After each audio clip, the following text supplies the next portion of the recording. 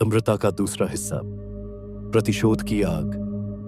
मुझे इस दुनिया में वापस लाने वाली मेरी अपनी आत्मा थी।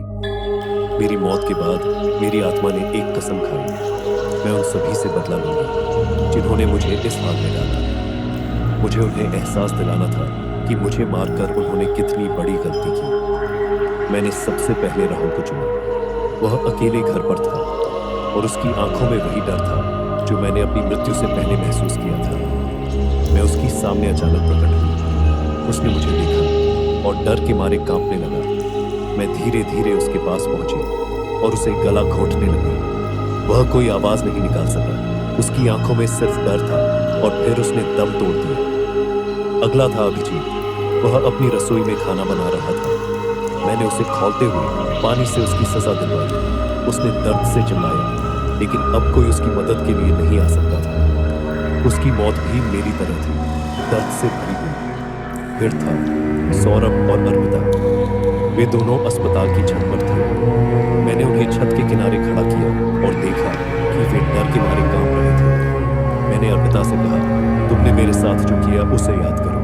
और फिर वह बिना किसी और विरोध के सौरभ को धक्का देकर नीचे गिर गई। मैं उसे देख रही थी और उसकी आंखों में वह डर था जो कभी मेरे चेहरे पर था। उसने भी वही किया जो उसने सौरभ के साथ किया था और वो भी नीचे गिर गई। आखिरकार देवेश, वह अकेला था, अपने ऑफिस में बैठा था।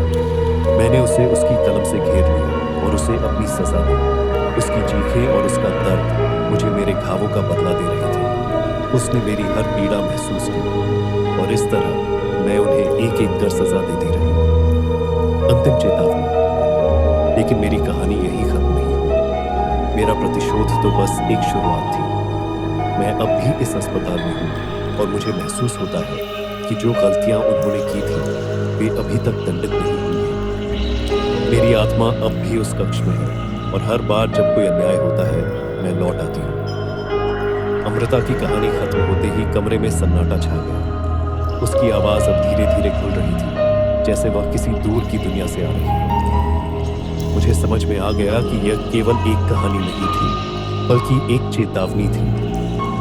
एक चेतावनी जो हर उस इंसान के लिए थी जो दूसरों के साथ अन्याय करने की सोचता है। एक और नई कहानी में आज के लिए बस इतना ही। धन्यवाद।